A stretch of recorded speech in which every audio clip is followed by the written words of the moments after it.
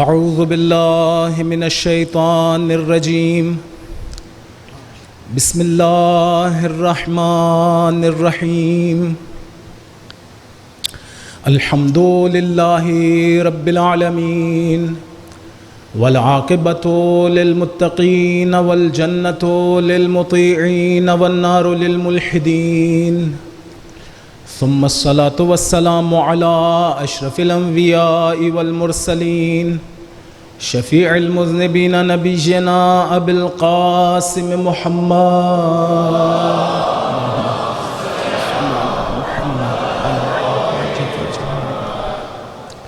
وعلى أهل بيته الطيبين الطاهرين الهداة المهديين لا سيما بقية الله في الأرضين روح له الفداء وأرواح العالمين واللعنة الدائمة على أعدائهم أجمعين من حين عداوتهم إلى قيام يوم الدين أما بعد فقد قال الله تبارك وتعالى في محكم كتابه أعوذ بالله من الشيطان الرجيم بسم الله الرحمن الرحيم الرحمن علم القرآن خلق الانسان علمہ البیان صلوات پڑھنے محمد وآل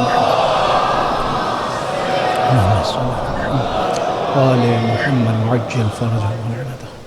خداوند متعال کا نہایت شکر گزار ہوں جس نے ہم سب کو ایک مرتبہ پھر یہ توفیق دی کہ اس کا اور اس کے پاک بندوں کا ذکر بجا لا سکیں۔ خدا کی بارگاہ میں دعا ہے ہم سب کو خلوص عنایت فرمائے۔ خدایا ہمارے عزیزوں کے، رشتہ داروں کے، دوستوں کے، جن کا ہماری گردنوں پہ حق ہے، جن کے حق میں ہم سے کوئی کوتاہی ہوئی ہے یا جن سے کوئی کوتاہی ہوئی ہے، ہمارے والدین بالخصوص، آباء و اجداد، خدا سب کے گناہان کبیرہ و صغیرہ کو معاف فرما۔ مولا اس مجلس کو اپنی بارگاہ میں قبول و منظور فرما۔ مولا ہمارے آقا و مولا کے ظہور میں تعجیل فرما، ہمیں ان کے انصار و اعوان میں شمار فرما۔ مولا ہمیں اور ہماری نسلوں کو تا قیامت اپنی اور اہل بیت علیہم السلام کی معرفت، محبت اور ولایت عنایت فرما۔ خدا تا قیامت ہماری نسلوں میں ایک بھی شخص ایسا نہ ہو جو محبت اہل بیت نہ رکھتا ہو۔ خدا ہمیں حقیقی عزادار سید الشہداء بننے کی توفیق عنایت فرما۔ خدا ہمارے دلوں میں قرآن کی محبت نازل فرما۔ خدا وہ دعائیں جو مومنین کے دلوں میں اپنی بارگاہ میں قبول و منظور فرما۔ ہم سب کو نیک اور صالح اولاد عنایت فرما، اولاد کی درست پرورش کرنے کی توفیق عنایت فرما، مادی و معنوی رزق عنایت فرما، رزق حلال واسع عنایت فرما۔ ہم سب کو حج و عمرہ و زیارات کا شرف عنایت فرما۔ خدا وہ دعائیں جو ہمیں کرنی چاہیے، تنگی وقت کی وجہ سے نہیں کر پا رہا، یا غفلت کی وجہ سے، یا میری عقل کی رسائی نہیں ہے، ہماری عقلوں کی رسائی نہیں ہے، خدا ہمارے حق میں قبول و منظور فرما۔ دعاؤں کی قبولیت کے لیے، مجلس کی قبولیت کے لیے، مزید توفیقات کے لیے ایک مرتبہ درود پڑھ دیں محمد و آل محمد علیہ السلام۔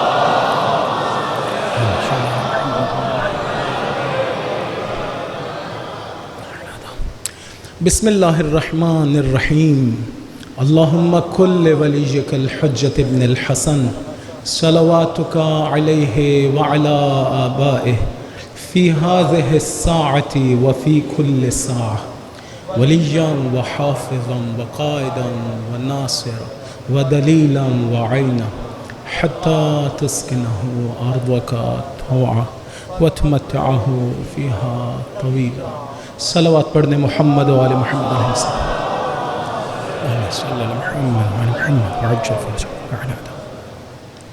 میں عرض کر رہا تھا کہ وحی کے نازل ہونے کے چند طریقے ہیں اور اس کے اسباب ذکر کیے کہ کیوں چند طریقوں سے وحی نازل ہوتی ہے۔ سبب یہ نہیں ہے کہ خدا نخواستہ ہم قائل ہوں کہ خداوند متعال میں کوئی کیفیات ہیں، تغیرات ہیں، نہیں۔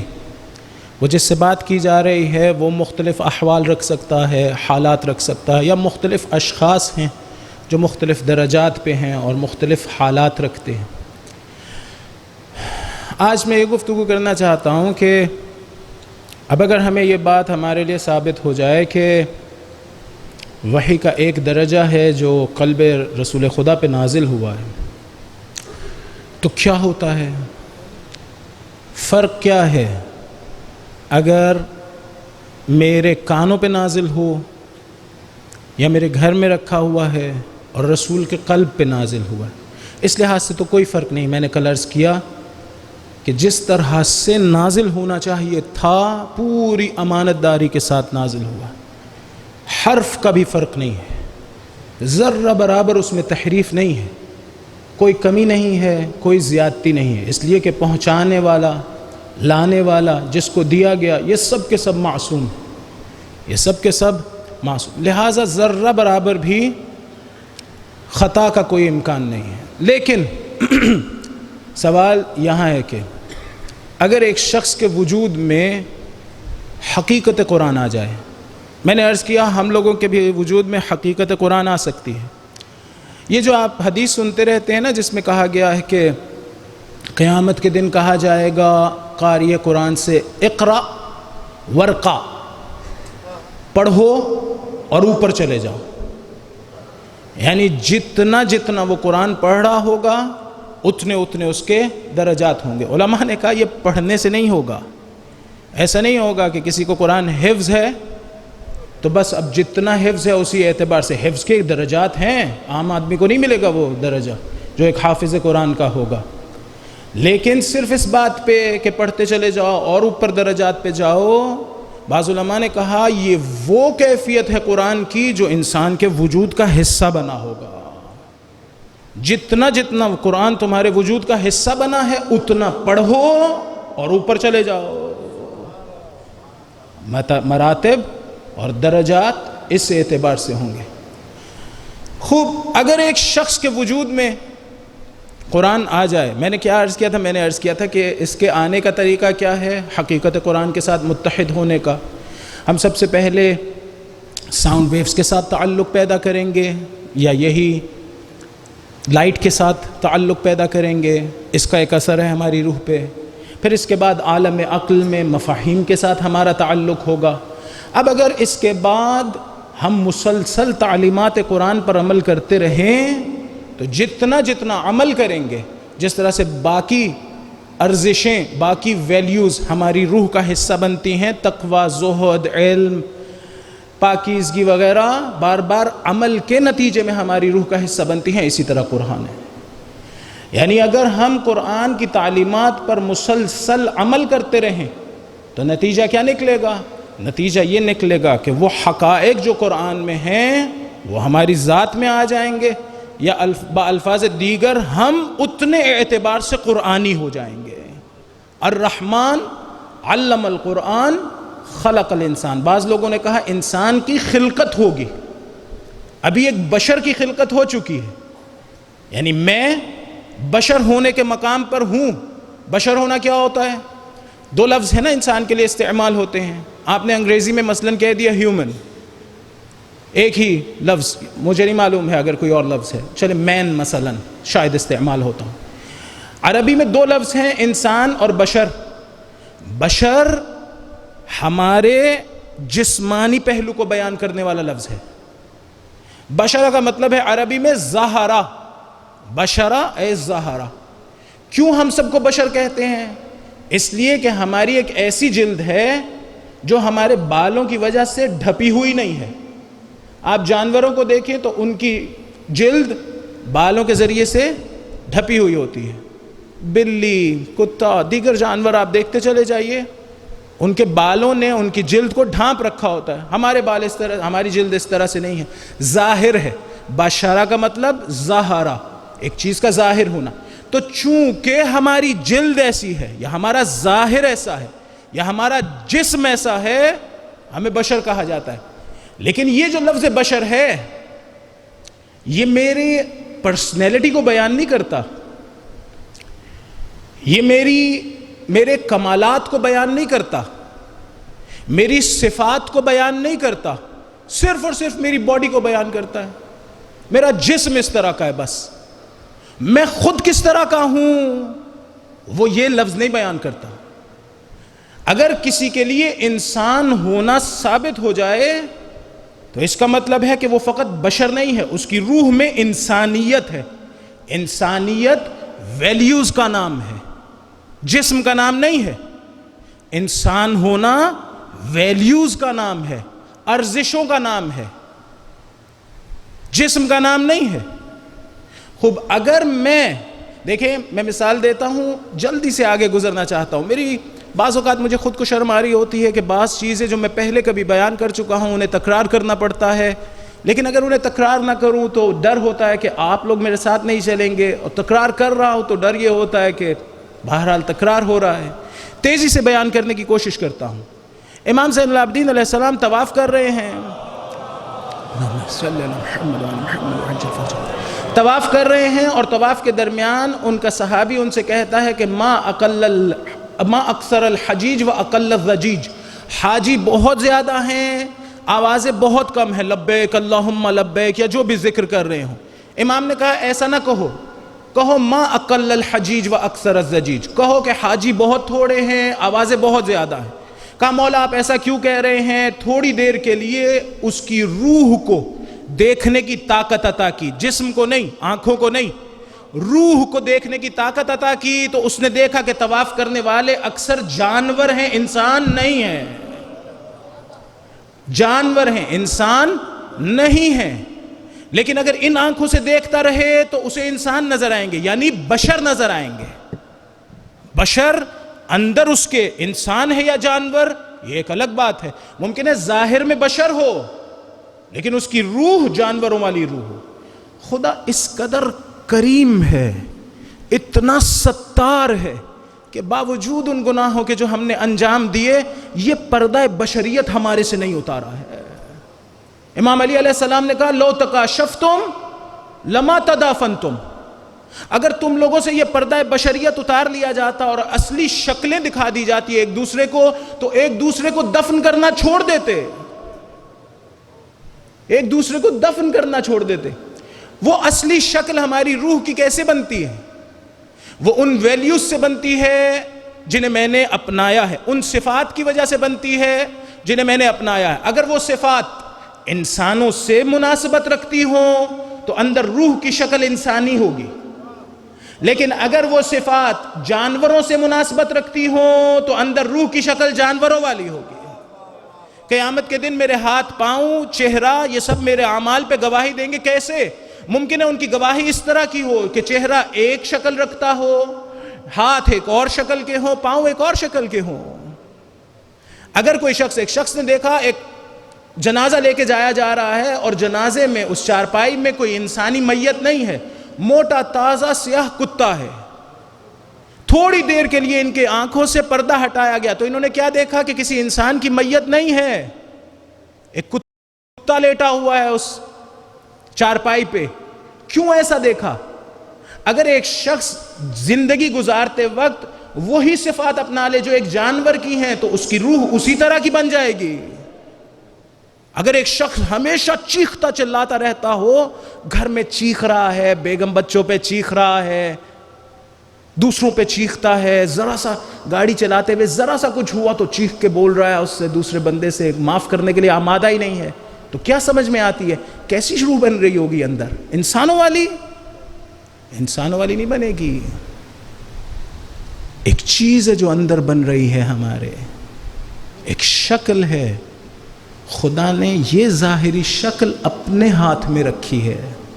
خدا نے کہا یہ میں بناتا ہوں، وہ اندر والی تم خود بناؤ. یہ میں بنا رہا ہوں، وہ اندر والی تمہارے اختیار میں دے رہا ہوں، جیسی بنانا چاہو بنا لو. اگر جانوروں جیسی تم صفات اپناؤ گے تو اندر بن جائے گا ایک جانور. ملا صدرہ نے بیان کیا 4 قسم کے انسان ہو سکتے ہیں اپنی اعمال کے نتیجے میں: انسان بہیمی، انسان مفترس، انسان ملکی اور انسان شیطانی. بہیمہ کیا ہوتا ہے؟ بہیمہ یعنی یہی چوپائے، گائیں، بھینسیں، بھیڑ بکریاں. ان کی کیا خصوصیت ہے؟ ان کی خصوصیت یہ ہے کہ کھائیں گے، پیئیں گے، بیٹھے رہیں گے ایک جگہ پر اور اس کے بعد جو ہے وہ نسل افزائی کریں گے بس. اگر انسان اس طرح سے کرنا شروع ہو جائے گا تو سمجھے گا کہ اندر ایک انسان بن رہا ہے. حیوان مفترس کیا ہوتا ہے؟ دوسروں کو چیڑ پھاڑ کرنے والا، بھیڑیے جیسا. لیکن بہت فرق ہے انسانی بھیڑیے میں اور وہ جو جنگلوں میں بھیڑیا ہوتا ہے اس میں. جنگلی بھیڑیا، جنگل میں جو بھیڑیا ہوتا ہے، جب اسے بھوک لگتی ہے تو ایک غلے پہ حملہ کرنے کے بعد ایک بھیڑ کو کھا لے گا، 2 کو کھا لے گا، 10 کو کھا لے گا. لیکن یہ انسان ایسا بھیڑیا ہے کہ جب حملہ کرتا ہے تو کئی لاکھ لوگوں کا ستیہ ناش کر دیتا ہے. یہ ایسا بھیڑیا بنتا ہے پھر. یا انسان شیطانی، دوسروں کو گمراہ کرنے کی خواہش ہو اس کی، دوسروں کو گناہ کی طرف لے کے جانے کی. یا انسان ملکی، وہ جس نے اپنے وجود کو اعتدال دیا ہو، اعتدال کے ساتھ وہ چل رہا ہو، صفات معتدلہ اس کے وجود میں آئے.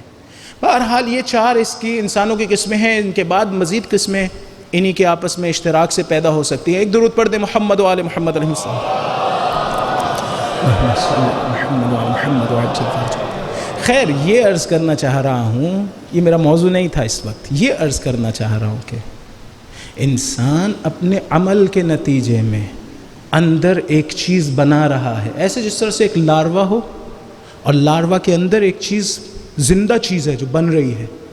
ایک وقت آئے گا جب وہ کمپلیٹ ہو جائے گا اور پورا ہو جائے گا، وقت آ جائے گا اس کا، تو وہ خول اس کا پھٹ جائے گا اور وہ باہر نکل آئے گا. بالکل اسی طرح سے ایک وقت آئے گا ہماری موت آئے گی اور جو ہم بنے ہوئے ہوں گے وہ اپنے آپ کو دکھائی دینا شروع ہو جائیں گے. یہ بناؤ، دوسروں کو بھی شاید دکھائی دے رہا ہوں اس وقت. ابھی میں نہیں اپنے آپ کو دیکھ سکتا، ابھی میں نے صرف اپنا جسم دیکھا ہے. میرا جسم کیسا ہے مجھے پتا ہے، آئینے میں دیکھا ہے میں نے، لیکن میں خود کیسا ہوں میں نے نہیں دیکھا آج تک. اولیاء اللہ دیکھ سکتے ہیں. آیت اللہ بہجت جب لوگوں کے درمیان میں آتے تھے کثرت سے یا ستار پڑھتے تھے. شاید خود ذکر کر رہے ہوتے ہیں، شاید خدا سے یہ کہہ رہے ہوتے ہیں خدایا مجھے دوسروں کی حقیقت نہ دکھلا. مشکل چیز ہے کسی کی حقیقت دیکھنا. ایک درود پڑھ دے محمد و آل محمد علیہ السلام پر. آیت اللہ عبد الکریم کشمیری کو یہ طاقت حاصل ہوئی تو انہوں نے خدا سے خاص دعا کی اور خدا سے کہا کہ واپس لے لو مجھ سے، مجھے نہیں چاہیے یہ طاقت. ہم لوگ سمجھتے ہیں سپر نیچرل طاقتیں اگر آ جائیں تو بڑا مزہ آئے گا پھر ہمیں. ایسا نہیں ہوتا ہے. ذمہ داریاں بڑھ جاتی ہیں، مشقت بڑھ جاتی ہے. لہٰذا میں یہ کہہ رہا ہوں کہ اندر ایک انسان، یہ جو ظاہر میں نظر آ رہا ہے یہ بشر ہے، اندر ایک انسان بن رہا ہے یا ایک جانور بن رہا ہے نہیں پتہ کیا ہے. ہمارے دادا محترم فرمایا کرتے تھے یہ جو خدا نے قرآن میں کہا ہے نا کونوا قردۃ خاسئین، پست بندر بن جاؤ، انہوں نے فرمایا خدا کسی انسان کو بندر نہیں بناتا ہے. جو اپنے اعمال کے نتیجے میں بندر بن چکے تھے خدا نے ان سے پردہ اتار دیا. ہم شکر ہے رسول کی امت ہیں، ہمارے لیے اس طرح کا عذاب نہیں ہے. ہم شکر ہے رسول کی امت ہیں، ہمارے لیے اس طرح کا عذاب نہیں ہے. ورنہ وہ جو بنے تھے، یہ جو جانور مسخ ہوئے میں آپ کیا سمجھتے ہیں کیا ہوا ہے؟ پردہ ہی اترا ہے نا، بشریت کا پردہ اتر گیا. تو خیر اندر ایک چیز ہے جو بن رہی ہے. اگر میں عمل کرتا رہوں مسلسل قرآن کے مطابق تو اندر کون بنے گا؟ اندر ایک انسان قرآنی بن رہا ہوگا. انسان قرآنی، چلتا پھرتا انسان، اس کے وجود میں قرآن ہوگا، حقیقت قرآن، مفاہیم قرآن نہیں، حقیقت قرآن. اب آپ کی توجہ مجھے چاہیے. ایک درود پڑھ دے محمد و آل محمد علیہ السلام.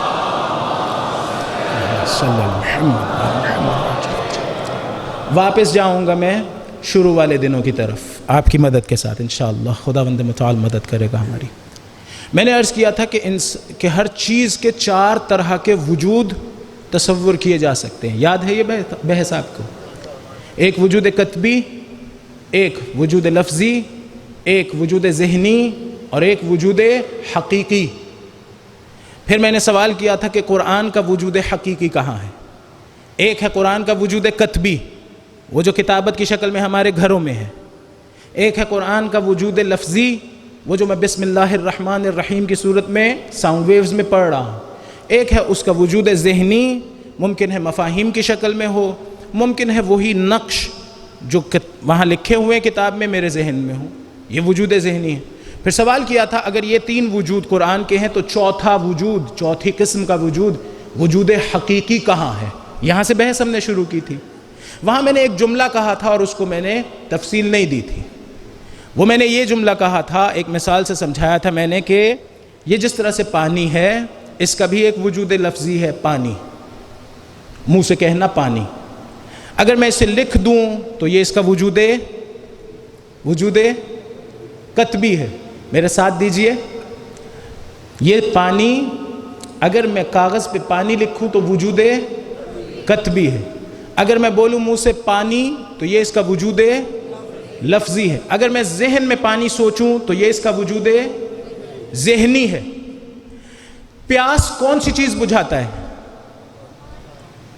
وجود لفظی میری پیاس نہیں بجھاتا. میں منہ سے کہتا رہوں پانی، پیاس نہیں بجھے گی.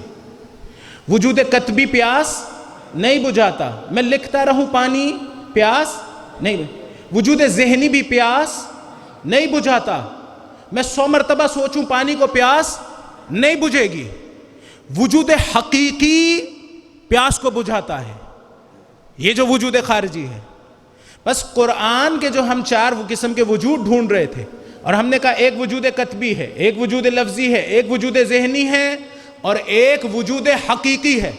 کہا کہاں ہے وہ وجود حقیقی؟ کہا وہ لوگوں کے دلوں میں ہے جنہیں خدا نے علم دیا ہے.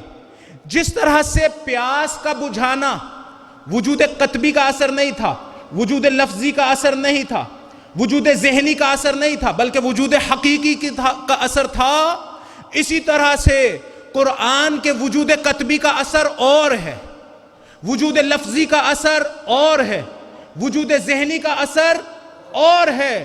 کسی کے وجود میں اگر قرآن آ جائے تو اس کا اور اثر ہوگا. وہ اثر کیا ہوگا؟ جس طرح سے پانی پیاس بجھاتا ہے، اسی طرح سے اس کا بھی ایک حقیقی اثر ہوگا. میں قرآن سے پوچھوں، قرآن خود بتانا، اے خدا کی کتاب مجھے خود بتلا کہ اگر تو، اے عظیم کتاب، اگر تو کسی کے وجود میں آ جائے تو کیا ہوگا؟ تو قرآن کی آیت پکارتی ہے لو ان قرآنا سیرت بہ الجبال او قطعت بہ الارض او کلم بہ الموتى.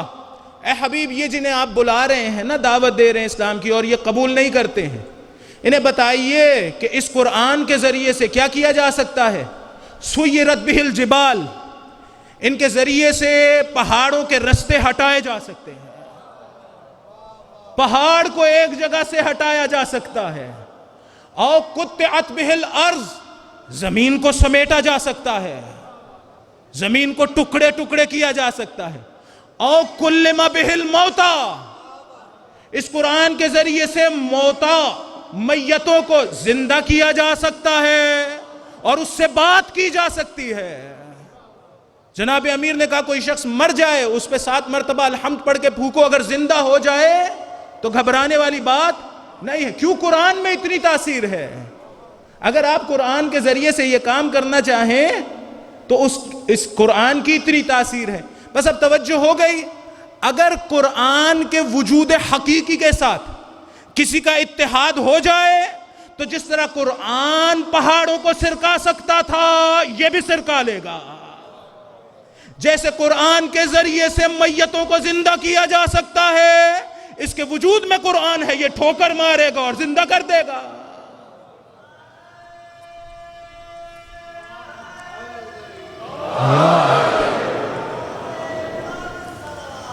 اللہ صلی اللہ محمد.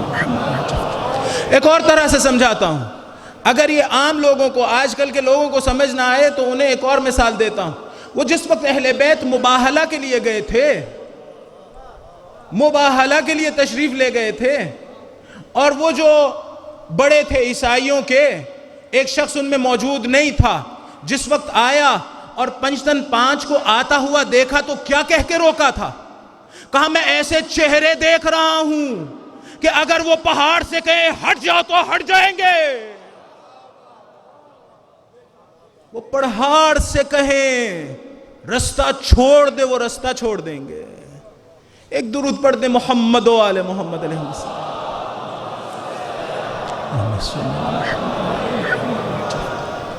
قرآن کسی کے وجود میں آ جائے، وہی اثر جو قرآن کا ہے، چونکہ اس کا اتحاد ہے قرآن کے ساتھ، چونکہ یہ قرآن حقیقی، قرآن انسانی ہے یا انسان قرآنی ہے، اس کے لیے یہ کوئی مسئلہ نہیں ہوگا، اس کے لیے کوئی مسئلہ نہیں۔ اب یہیں سے توجہ کریں، وہ جو آیت آپ مسلسل سنتے رہے ہوں گے کہ حضرت سلیمان نے کہا کہ کون ہے جو تخت بلقیس کو لے کے آئے گا، سب ملکہ سبا کا تخت کون لے کے آئے گا؟ تخت بلقیس ہزاروں من وزنی ہوگا، نہ جانے کتنا بھاری ہو، سینکڑوں کلومیٹر، ہزاروں کلومیٹر دور تھا۔ حضرت سلیمان نے کہا کون؟ سلیمان نبی نے علیہ السلام، انہوں نے فرمایا کون لے کے آئے گا؟ تو عفریت من الجن نے کیا کہا؟ جو جنوں کا سردار تھا، اس نے کہا انا آتی، جنوں کا سردار، جنات کا سردار، اس نے کہا انا آتی کبھی قبل ان تقوم من مقامک، اے حضرت سلیمان میں لے آؤں گا اس سے زیادہ جلدی کہ آپ اپنے دربار کو برخاست کریں، اس سے زیادہ جلدی لے آؤں گا، آپ اپنا کوٹ ابھی ڈسمس نہیں کر چکے ہوں گے، تخت آ جائے گا۔ حضرت سلیمان نے کہا نہیں، حضرت سلیمان نے کہا نہیں، اس سے زیادہ جلدی۔ تو کون کھڑا ہوا؟ ان کا وصی حضرت آصف ابن برخیہ کھڑے ہوئے، اور انہوں نے کیا کہا؟ انا آتی کبھی قبل ان یرتد الیک طرفک، میں لے آؤں گا اسے قبل اس کے، پلک جھپکنے سے پہلے نہیں، انہوں نے کہا کہ پلک جھپکنے سے پہلے۔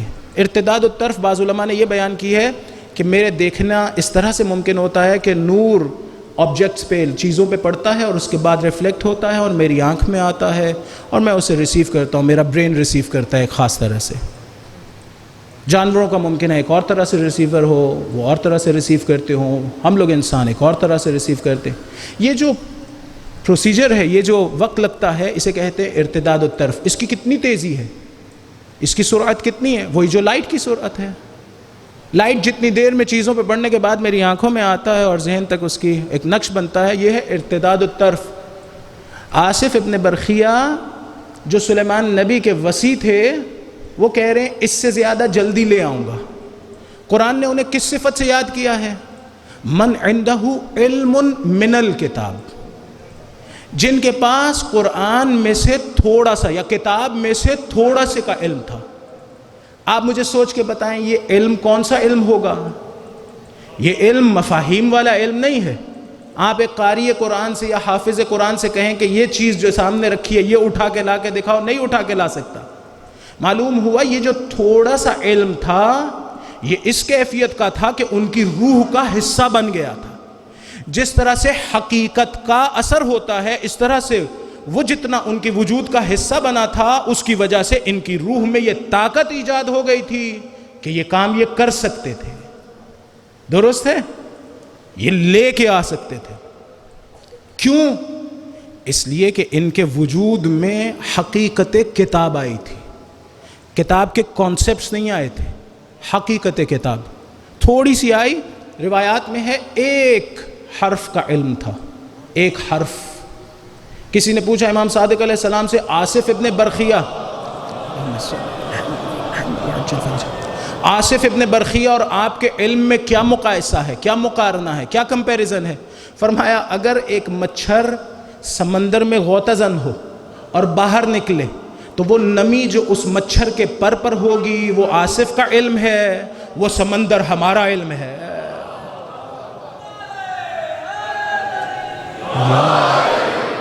آصف کے پاس ایک حرف کا علم ہے، لیکن علم کون سا ہے؟ کانسیپٹس والا نہیں ہے، حقیقت متحد ہو چکی ان کے وجود میں۔ تو وہ کیا کر رہے ہیں؟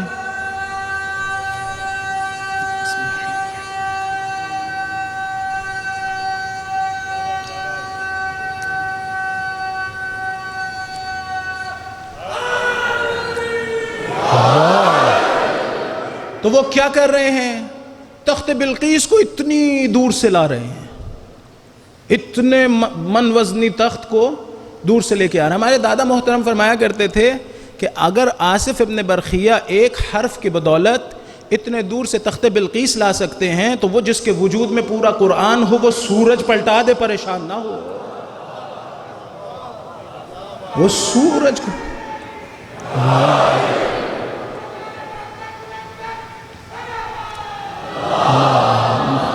صلی اللہ محمد۔ فرمایا وہ سورج لے آئے گا واپس۔ اور پھر شاید خود ہی فرمایا کرتے تھے کہ حقیقت میں معجزہ یہ نہیں تھا کہ سورج کو واپس لائے، نہ سورج غروب ہوتا ہے نہ سورج طلوع کرتا ہے، ہماری زمین ایک خاص سمت میں گھوم رہی ہے، ایک نقطے پہ پہنچتی ہے تو ہم کہتے ہیں سورج نے طلوع کیا، یعنی جس وقت سورج کی شعاعیں، وہ حصہ جو سورج کے مقابلے میں آتا ہے اور سورج کی شعاعیں یہاں تک پہنچتی ہیں تو ہم کہتے ہیں سورج نے طلوع کیا، حالانکہ سورج نے طلوع نہیں کیا، زمین گھومی ہے۔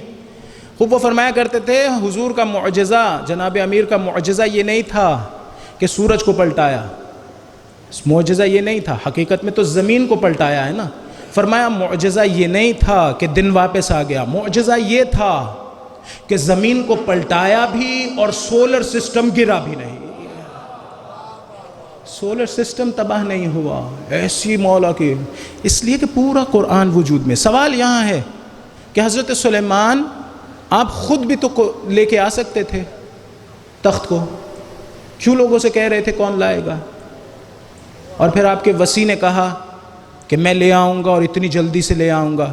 تو بعض علماء نے کہا شاید حکمت یہ ہو کہ حضرت سلیمان نبی حجت تمام کر رہے تھے کہ اگر کوئی بھی نبی کا وسیع ہونے کا دعویٰ کرے، کوئی بھی نبی کے وسیع ہونے کا دعویٰ کرے تو کم از کم اتنی طاقت تو ہونی چاہیے نا۔ اگر اتنی طاقت نہ ہو تو جان لو اس کا وسیع ہونے کا دعویٰ غلط ہے، شاید یہ سمجھانا چاہ رہے ہو۔ ایک درود پڑھ دیں محمد و آل محمد علیہ السلام۔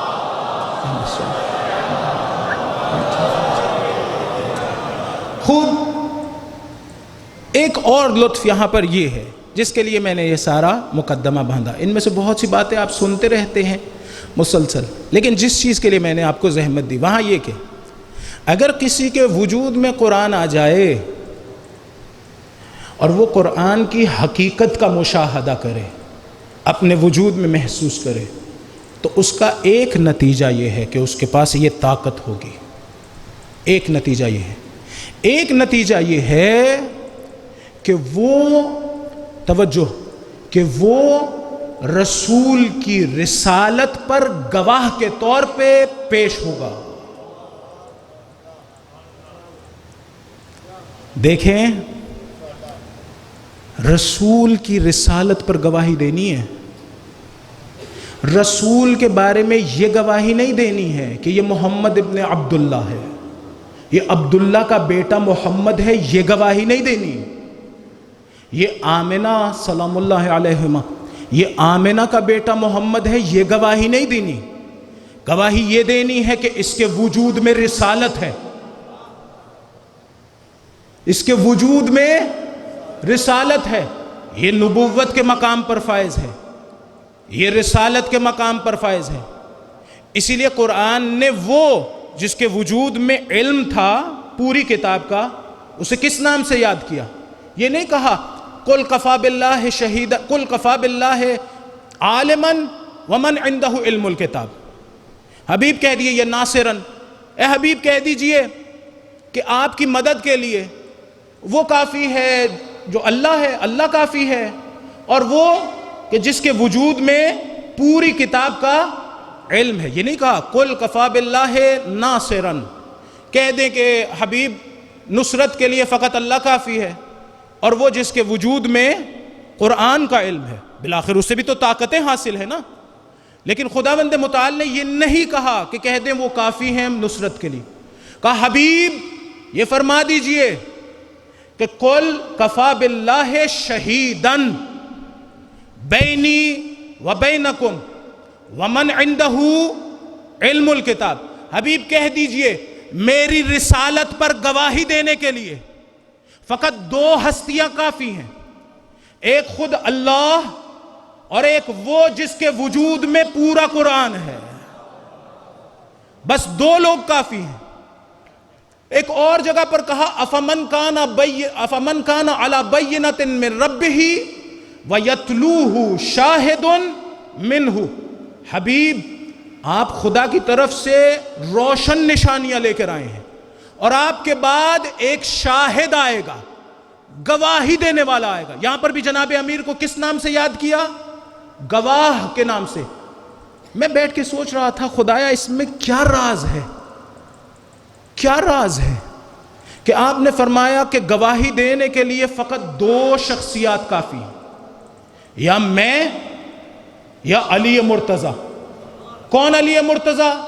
وہ جو کہہ رہے تھے کہ ارا نور الوحی والرسالہ، میں نور وحی و رسالت کو دیکھا کرتا تھا، واشم ریح النبوہ، اور نبوت کی خوشبو کو سونگھا کرتا تھا۔ وہی علی مرتضیٰ جن کے بارے میں رسول خدا نے کہا یا علی انک تسمع ما اسمع وترى ما ارى، علی تم وہ دیکھتے ہو جو میں دیکھتا ہوں، تم وہ سنتے ہو جو میں سنتا ہوں۔ اسی کے بارے میں، انہی کے بارے میں قرآن کیا کہہ رہا ہے؟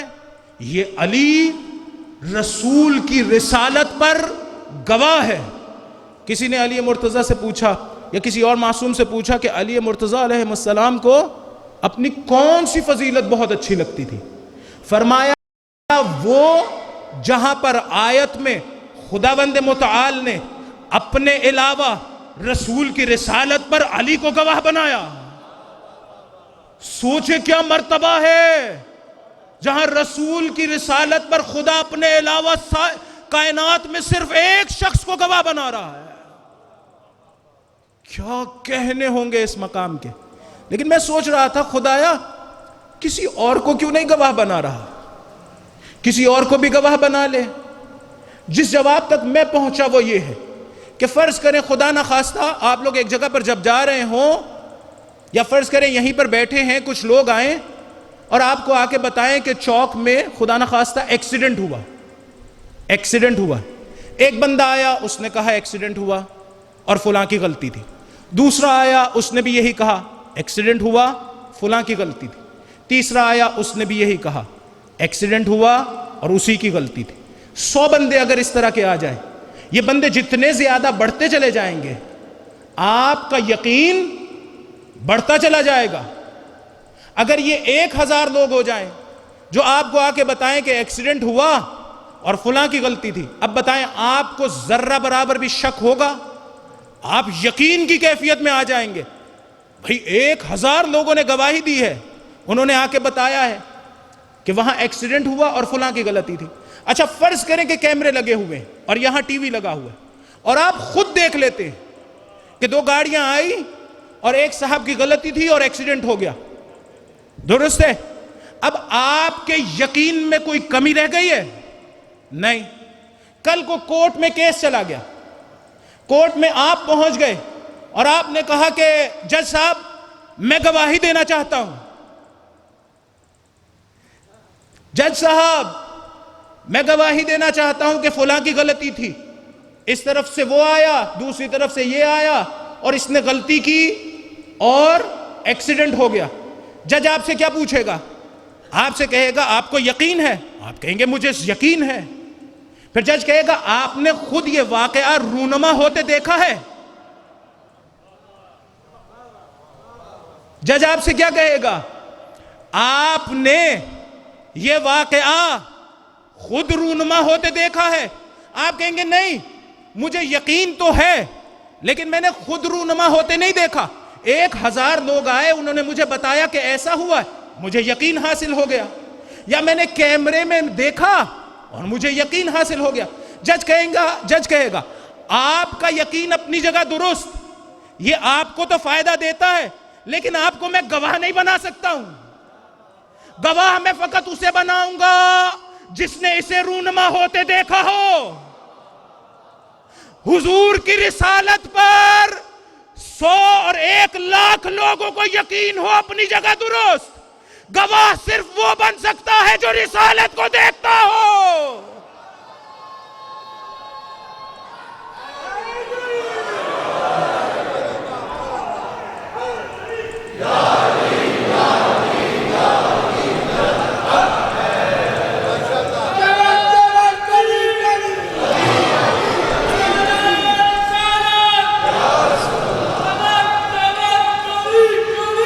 علی علی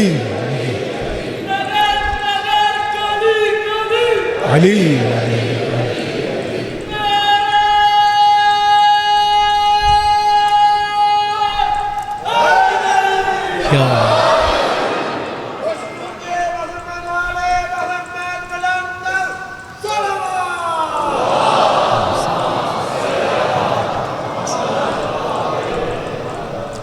توجہ ہے عزیزان؟ اسے ایک لفظ میں دیکھیں خدا نے کیا رکھا ہوا ہے۔ علی کو کیوں اچھا لگتا تھا کہ خدا نے مجھے اپنے ساتھ گواہ بنایا ہے۔ علی رسول کی رسالت کی گواہی اس طرح سے نہیں دیتے تھے جس طرح آپ اور ہم دیتے ہیں کہ روزانہ تشہد میں بیٹھ کے کہتے ہیں اشہد ان محمدً عبدہ و رسولہ۔ علی رسالت کے نور کو دیکھ کے گواہی دیتے تھے، اور ہم اس لیے دیتے ہیں کہ ہم سے کہا ہے کہ ایسے کہو، ورنہ ہم میں سے کون ہے جس نے رسالت دیکھی ہو؟ کون ہے؟ اس کس مقام پر فائز ہیں؟ اور اس آیت میں کیا فرمایا؟ افمن کان علی بینۃ من ربہ ویتلوہ شاہد منہ۔ کہا کہ حبیب وہ ہیں جو خدا کی طرف سے واضح اور روشن نشانیوں کے ساتھ آئے ہیں، بینۃ من ربہ، اور اس کے بعد آتا ہے، اس کے فوراً بعد آتا ہے، فاصلے سے نہیں آتا ہے، اس کے فوراً بعد آتا ہے۔ یتلوہ، ہم کسی فاصلے کے قائل نہیں ہیں، اس کے فوراً بعد آتا ہے کون؟ یتلوہ شاہد منہ، اس کے فوراً بعد وہ آتا ہے جو اس کی رسالت پر گواہ ہے، اور وہ منیت کے مقام پر بھی فائز ہے، وہ منیت کے مقام پر بھی۔ اسی لیے فرمایا علی منی وانا منہ، علی مجھ سے، میں علی سے۔ ایک درود پڑھ دیں محمد و آل محمد علیہ السلام۔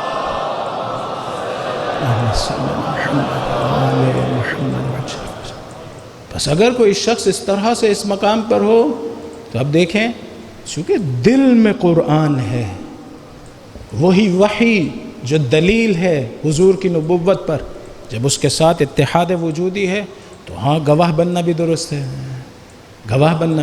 بس باقیوں میں اور علی میں کیا فرق ہے؟ باقی ممکن ہے سارے کے سارے یقین پر ہوں، بہت سے لوگ یقین کی منزل پر فائز ہوں، علی اس ہستی کا نام ہے جو شہادت کی منزل پر فائز ہے، وہ رسول کی شہادت دے رہے ہیں، گواہی دے رہے ہیں۔ ایک درود پڑھ دیں محمد و آل محمد۔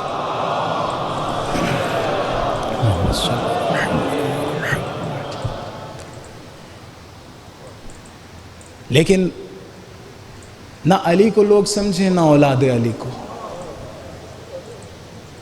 نہ علی کی قدر کی، نہ اولاد علی کی قدر کی۔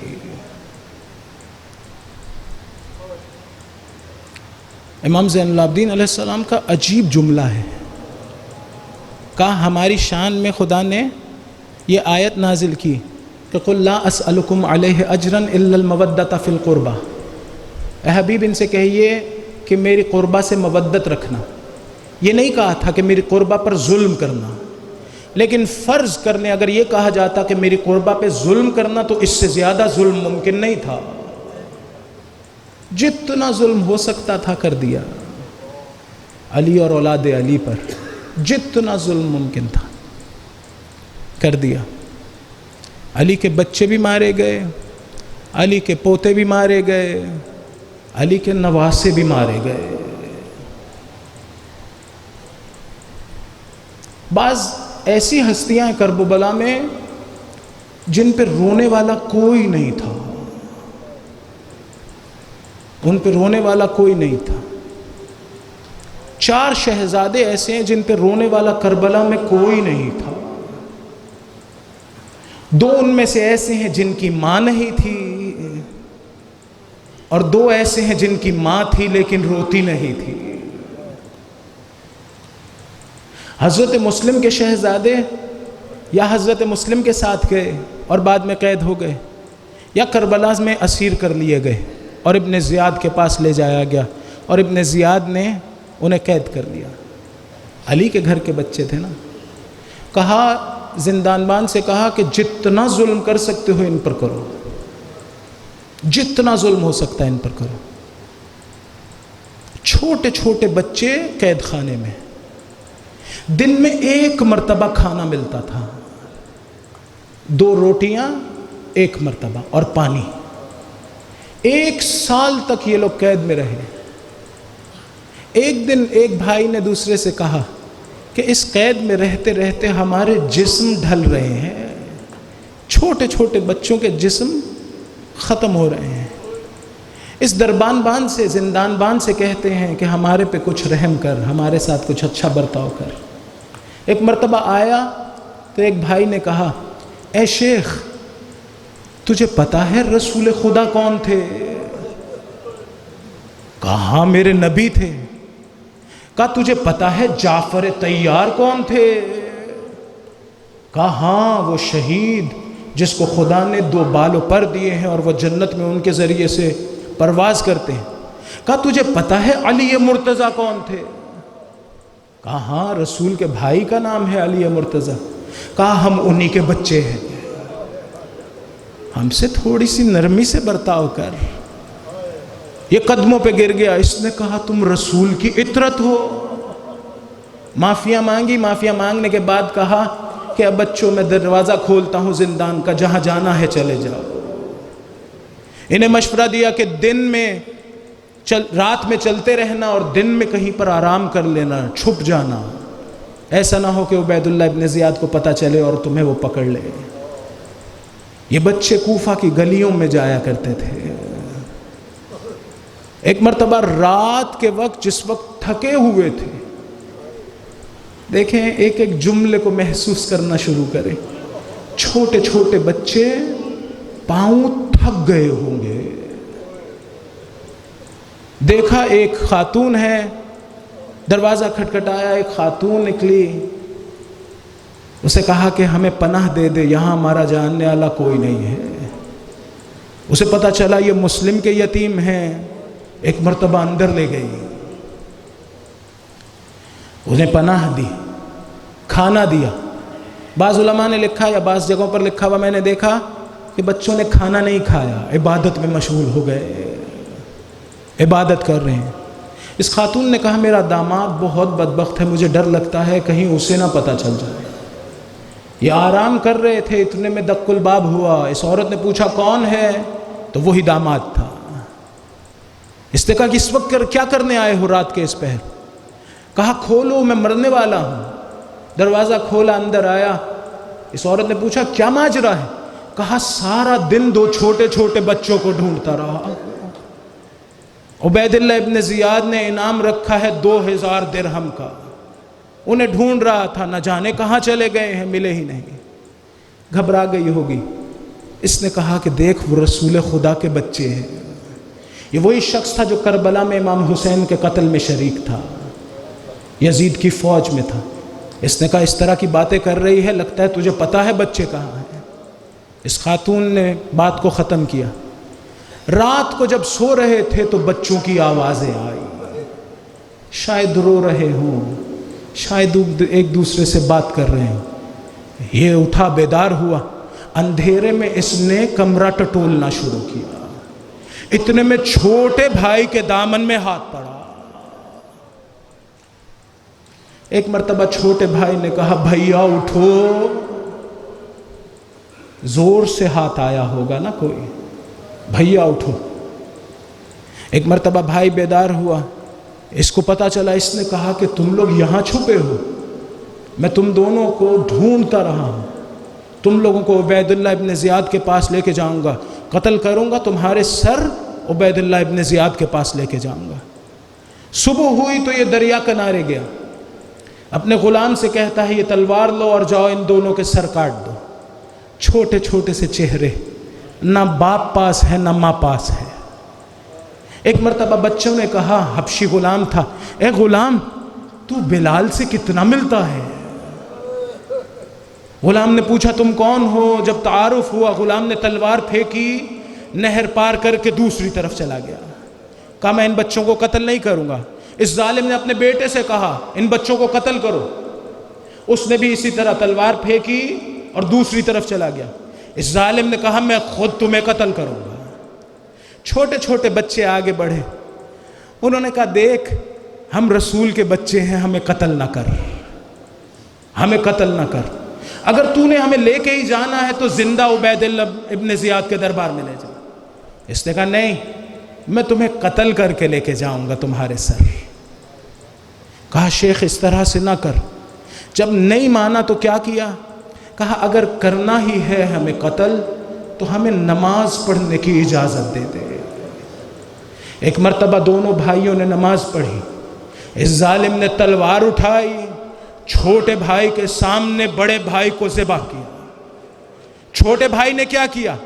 ایک مرتبہ بڑے بھائی کا خون لیا، اپنے اوپر ملنا شروع کیا، کہا اے رسول خدا آپ کی بارگاہ میں اس طرح سے آؤں گا، اجرکم علی اللہ۔ پھر چھوٹے بھائی کو قتل کیا۔ یہ وہ دو بچے تھے جن پہ رونے والا کوئی نہ تھا۔ چھوٹے چھوٹے سر عبید اللہ ابن زیاد کے دربار پہنچے۔ اس نے کہا ظالم جب یہ کہتے تھے زندہ لے آ تو زندہ لے آتا، یا یہ دو بچے تھے جن پہ کوئی نہ رو رہا تھا، یا کربلا میں اون محمد ماں منہ پہ فدا ہونے کے لیے مقتل میں گئے۔ جناب زینب کہتی ہوں گی نا، شب عاشور کہتی ہوں گی اے بچو کل ہماری عزت رکھ لینا، ایسا نہ ہو سب ماں منہ پہ فدا ہو جائے تم رہ جاؤ۔ ایک مرتبہ آئے میدان میں جنگ شروع کی، کئیوں کو فی النار کیا، ظالموں نے گھیرا ہوگا۔ ایک مرتبہ دونوں بچے زمین پر آئے، امام حسین مقتل کی طرف گئے، ارے دونوں بچوں کے لاشے کو اٹھایا، خیمے کی طرف لائے۔ جناب زینب خاموش کھڑی ہے، گریہ نہیں کرتی۔ کیوں؟ ارے یہ بچے اس لیے قربان کیے ہیں کہ میرے حسین کو کوئی آنچ نہ آئے، میں روؤں گی، ارے میرا بھیا پریشان ہو جائے گا، میری آقا زادی نہ روئی۔ لیکن میرا دل کہتا ہے جب کوفے گئی ہوں گی، کوفے سے شام گئی، واپس مدینے آئی ہوں گی، ارے گھر میں داخل ہوئی ہوں گی، دو چھوٹے چھوٹے مسلح دیکھے ہوں گے، یہاں شاید برداشت نہ کر سکی ہو اور نہ محمد۔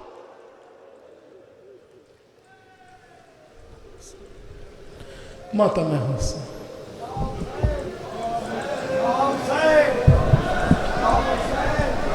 بلوچ یا حسین یا حسین یا حسین یا حسین یا حسین یا حسین یا حسین یا حسین یا حسین یا حسین